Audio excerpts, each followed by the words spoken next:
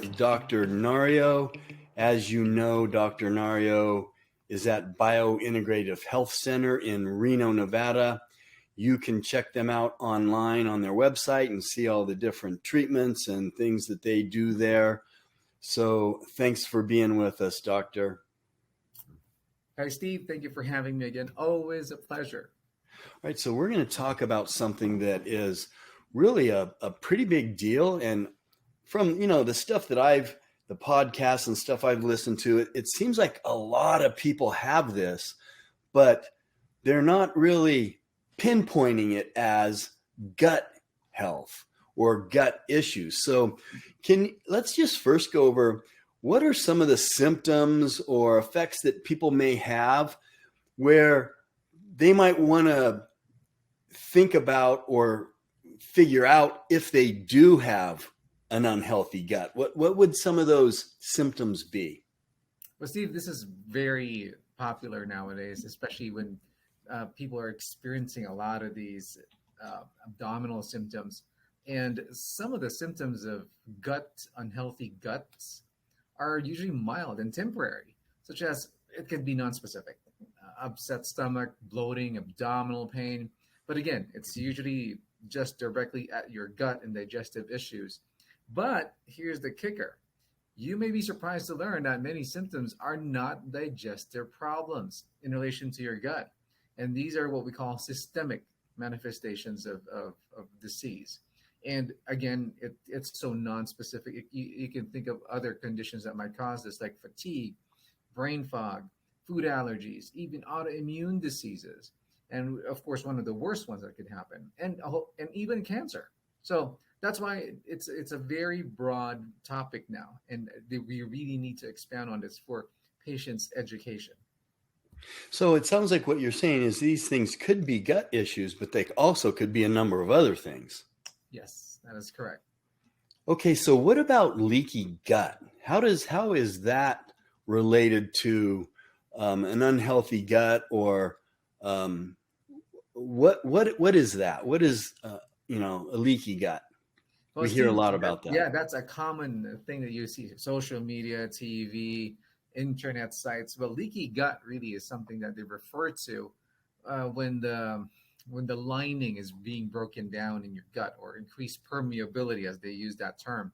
But it's just breaking down of the tissue of the lining of your gut.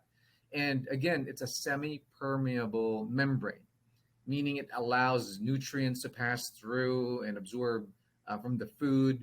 And also, it's designed. It's your gate of your immune system in your body from the outside world, which is usually the food that goes in. And it also keeps infections away, toxins, large food particles, and even harmful invaders out of the bloodstream. So that's why that's your gate, as I mentioned to you. And they have little tiny junctions on that intestinal lining. And when you get leaky gut, these linings starts to become bigger and bigger. Thus, the gate starts to open and open, and now larger gaps occur, meaning not only are the micronutrients or the nutrition that you eat from food comes in, but also now toxins, undigested food particles. The microbes can pass through and go into the bloodstream, thus now producing a lot of systemic manifestations or symptoms, such as joint pains, brain issues, and organs are getting affected, even the liver. That's why it becomes now more systemic and not only a gut issue. Wow. Yeah, I guess your gut can affect everything. So what are some of the things that can cause a gut problem? Again, yes, that's a good question, Steve. Always gut health. When you talk about gut health, you think about the microbiome. These are the bacteria that lives in our guts. And most of the time, we like it to be all healthy. And a good balance. We still have bad, but still, it's a teeter-tatter of totter of balance of good and bad bacteria. And important theory here is the healthy balance. Having this healthy balance is a healthy foundation for a healthy body. And we not want to have many of these bad bugs in our gut. And the thing here is when they overgrow, they can not only stay in the intestines, they also go into the stomach. They go into the esophagus, also the higher parts of your gastrointestinal tract. Now it becomes more unbalanced. The good guys are overpowered.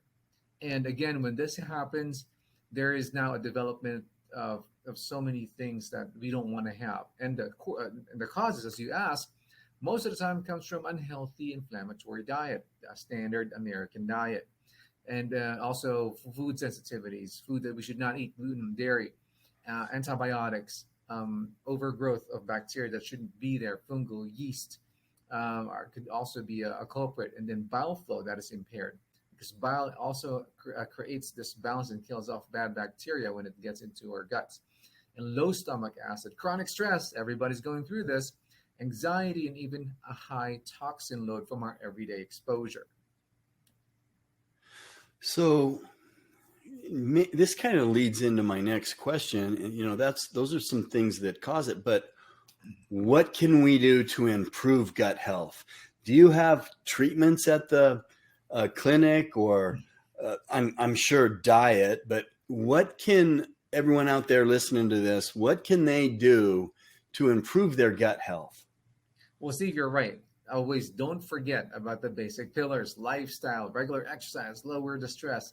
Of course, when you have stress, you have a high cortisol that can shed off the lining of your gut. And then changing that diet to a whole food plant based type of diet is always the best. It has a high butyrate load and high fiber. And meat is always inflammatory if you think about it because it's hard to digest. And there's LPS, as we call it, lipopolysaccharides. And again, mentioned a while ago, gluten and dairy, one of the more notorious ones to stimulate autoimmune diseases. But in terms of what we do here in the clinic, yes, we have what we call IV therapies. IV therapies makes the gut heal better and faster just to calm it down. As you can see, you're not using your mouth now for ingestion of all these nutrients and detoxification agents. You're letting the gut rest and let it go through your veins. So even just a plain vitamin drip is giving that gut a rest. And also we have oxidative therapies that could definitely kill bad bacteria and now let the teeter-totter get into the middle again.